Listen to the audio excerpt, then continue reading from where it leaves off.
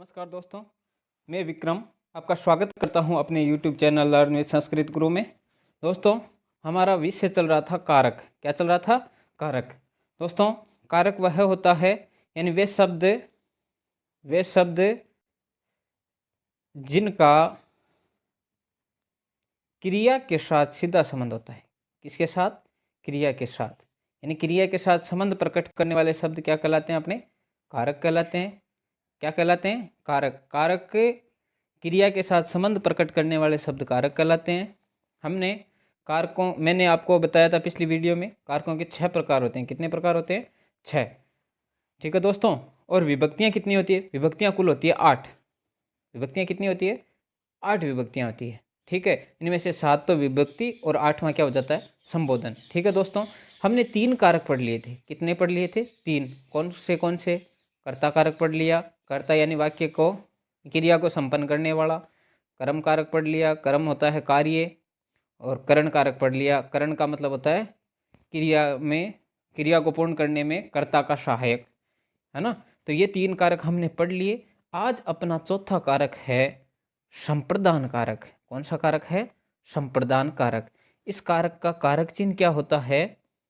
इस कारक का कारक चिन्ह होता है के लिए। यानी हिंदी वाक्यों में हमें के लिए शब्द जहाँ मिले, यानी के लिए शब्द का जहाँ भाव प्रकट हो, वहाँ क्या होता है? संप्रदान कारक होता है। और संप्रदान में हमेशा चतुर्थी विभक्ति होती है। कौन सी विभक्ति काम में ली जाती है? चतुर्थी विभक्ति काम में ली जाती है। अब इसकी देखते हैं तो परिभाषा। संप्रदान का अर्थ होता है देना। क्या होता है? देना। यानी किसी को कुछ प्रदान करना। क्या होता है? किसी को कुछ प्रदान करना ही क्या होता है? संप्रदान कारक होता है। यानी जब वाक्य में क्या परिभाषा क्या हो जाएगी इसकी? जब वाक्य में किसी को कुछ दिया जाए या किसी के लिए कुछ किया जाए, तो वहां पर क्या होता है? अपना संप्रदान कारक होता है। वहां पर क्या होता है? संप्रदान कारक होता है। और संप्रदान कारक के लिए कारक चिन्ह क्या होता है? के लिए। क्या होता है? के लिए। जैसे वह गरीब को दान देता है। गरीब को दान देता है, तो यहाँ गरीब क्या हो गया? संप्रदान कारक हो गया। ठीक है। जैसे पहला किन किन जगहों पर अपनी चतुर्थी विभक्ति का प्रयोग किया जाएगा? संप्रदान कारक का प्रयोग किया जाएगा। तो पहला है दानस्य कर्मणा कर्ता यम संतुष्टम कर्तुम इच्छति स संप्रदानम इति कथ्यते। यानी सबसे पहले दान कर्म के द्वारा कर्ता जिसको संतुष्ट करने की इच्छा करता है या संतुष्ट करता है, वही क्या कहलाता है? संप्रदान कहलाता है। ठीक है। और संप्रदान में हमेशा कौन सी विभक्ति होती है? चतुर्थी विभक्ति। संप्रदान चतुर्थी विभक्ति बहुती, और संप्रदान में हमेशा चतुर्थी विभक्ति होती है। जैसे अपने पास में उदाहरण है नृपय निर्धनाय धनम यच्छति। नृपय निर्धनाय धनम यच्छति, यानी राजा निर्धन को धन देता है। निर्धन को धन देता है। तो यहाँ अपने संप्रदान कौन सा हो गया? यानी राजा दान कर्म के द्वारा जिसको संतुष्ट करता है। किसको संतुष्ट कर रहा है राजा? निर्धन को। तो यहाँ निर्धन क्या हो गया? अपना संप्रदान कारक हो गया। बालकय स्वमित्राय पुस्तकम ददाति। यहाँ अपना संप्रदान क्या हो गया? स्वमित्र। क्यों? क्योंकि बालक पुस्तक देने की क्रिया किसको कर रहा है? अपने मित्र को कर रहा है। तो यहाँ क्या हो जाएगा? अपना संप्रदान हो जाएगा। ठीक है। इसके अलावा चतुर्थी विभक्ति का प्रयोग करें तो रुच्य अर्थ नाम प्रियमाण है। यानी रुच अर्थ वाली धातुओं के प्रयोग में जो प्रसन्न होने वाला होता है, उसकी संप्रदान संज्ञा होती है। और संप्रदान कारक में चतुर्थी विभक्ति का प्रयोग किया जाता है। यानी रुच धातु के प्रयोग में जिससे व्यक्ति क्या होता है? प्रसन्न होता है। प्रसन्न होता है, तो वहाँ हमें क्या करना है? चतुर्थी विभक्ति का प्रयोग करना है। जैसे भक्त को रामायण अच्छी लगती है। अपना उदाहरण क्या है? भक्त को रामायण अच्छी लगती है। तो ये भक्त है वो किससे प्रसन्न हो रहा है? रामायण से प्रसन्न हो रहा है। तो इस रामायण के द्वारा जो प्रसन्न हो रहा है, उस भक्त में हमें क्या करना है? चतुर्थी विभक्ति प्रयोग में लेनी है।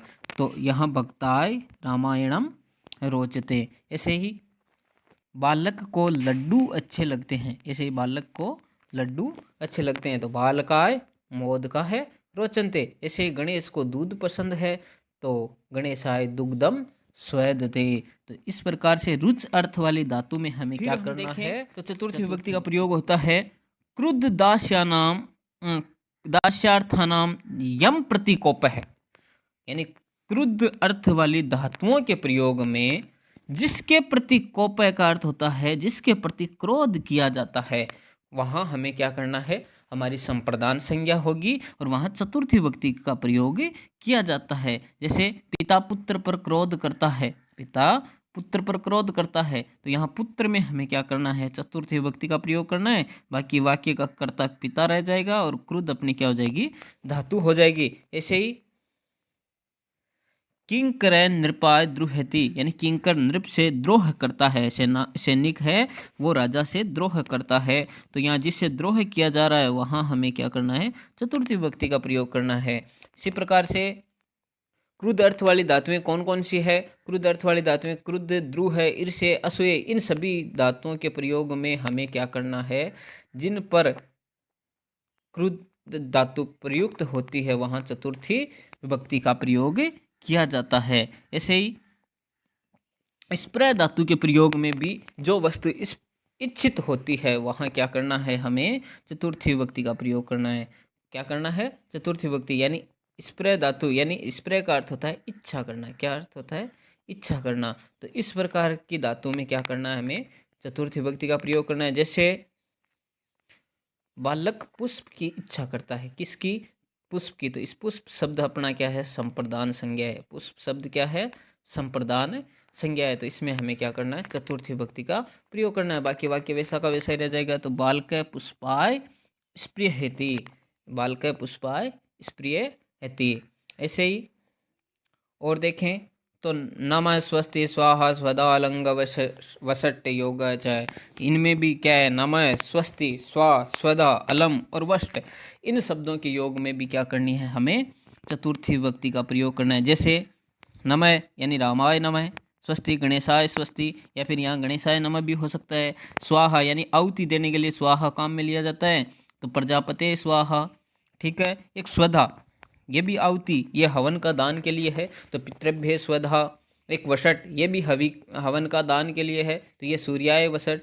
और अलम, अलम का अर्थ होता है समर्थ, तो दैत्य हरि अलम, दैत्यों से हरि क्या है, समर्थ है। तो इन शब्दों में हमें क्या करना है, चतुर्थी विभक्ति कौन से, नमः स्वस्ति स्वा स्वधा वसट और अलम, इन शब्दों में हमें क्या करना है, चतुर्थी विभक्ति का प्रयोग करना है।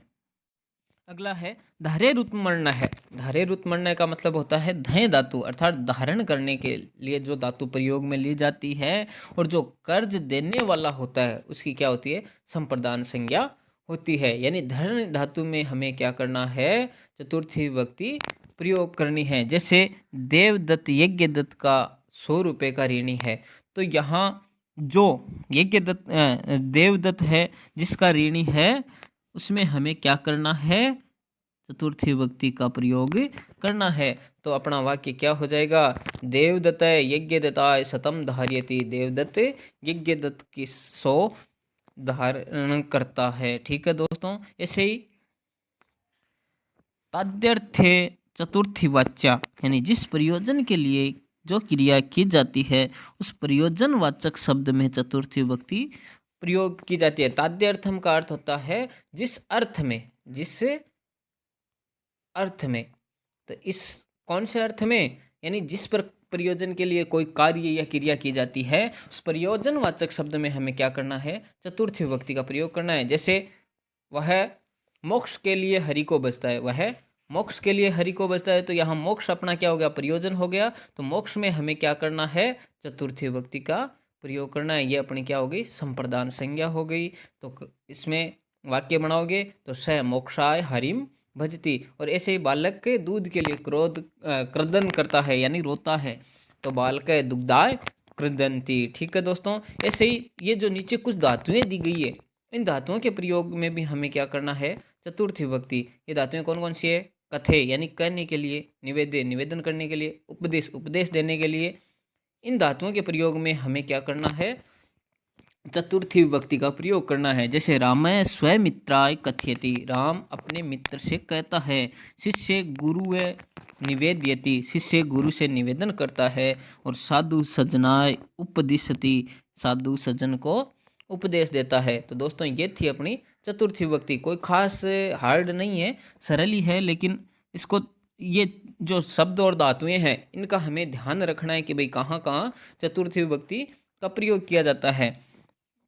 सबसे पहले हमें ये ध्यान रखना है कि दान कर्म की जो कार्य होता है वहाँ क्या है, संप्रदान संज्ञा है। क्या है, संप्रदान संज्ञा है। तो हमें दान कर्म की संज्ञा में हमें क्या करना है, चतुर्थी विभक्ति का प्रयोग करना है। ऐसे ही रुच अर्थ वाली धातुओं के प्रयोग में क्या करना है, रुच अर्थ वाली धातुओं में हमें क्या करना है, चतुर्थी विभक्ति का प्रयोग करना है। उसके अलावा क्रुद्ध अर्थ वाली धातुओं में जिसमें शब्द आ जाएंगे क्रुद्ध, धातुएं आ जाएगी क्रुद्ध, द्रोह है, ईर्ष, असूय, इन शब्दों में हमें क्या करना है, चतुर्थी विभक्ति का प्रयोग करना है। स्प्रे यानी इच्छित वस्तु, स्प्रे का अर्थ होता है इच्छित वस्तु, इसमें भी हमें क्या करना है, चतुर्थी विभक्ति का प्रयोग करना है। उसके अलावा नमः, स्वस्ति, स्वा, स्वदा, वषट, अलम, इन शब्दों में भी हमें क्या करना है, चतुर्थी विभक्ति का प्रयोग करना है। और धय धातु के प्रयोग में हमें क्या करना है, चतुर्थी विभक्ति का प्रयोग करना है। जिस प्रयोजन के लिए कोई कार्य किया जाए तो उस प्रयोजन सूचक शब्द में हमें क्या करना है, चतुर्थी विभक्ति का। और ये जो क्रियाएं हैं, कथे, निवेद्य और उपदेश, इनमें भी हमें क्या करना है, चतुर्थी विभक्ति का प्रयोग करना है। चतुर्थी विभक्ति की कौन सी संज्ञा होती है, संप्रदान संज्ञा होती है। तो दोस्तों ये था अपना संप्रदान कारक। ठीक है दोस्तों, मिलते हैं अगली वीडियो में, तब तक राधे राधे। और यदि आपको वीडियो पसंद आया तो लाइक करें, अपने दोस्तों को शेयर करें, और अपने चैनल लर्न विद संस्कृत गुरु को सब्सक्राइब भी कर लें। धन्यवाद दोस्तों।